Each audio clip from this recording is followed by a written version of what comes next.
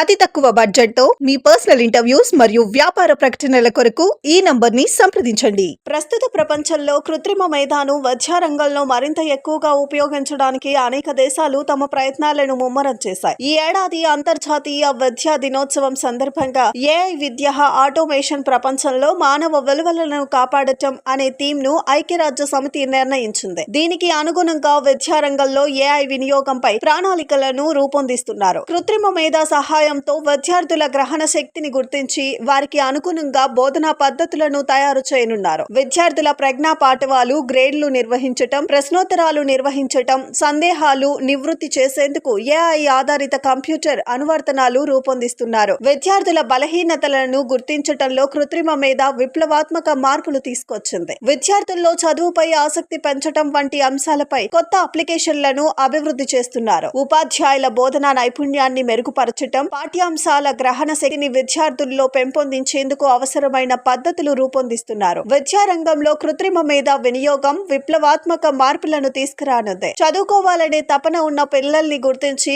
వారిని చదువుకి దగ్గర చేసేందుకు మనవంతు సహకారం అందించగలిగితే విద్యా కుసుమాలు వెల్లువిరుస్తాయి.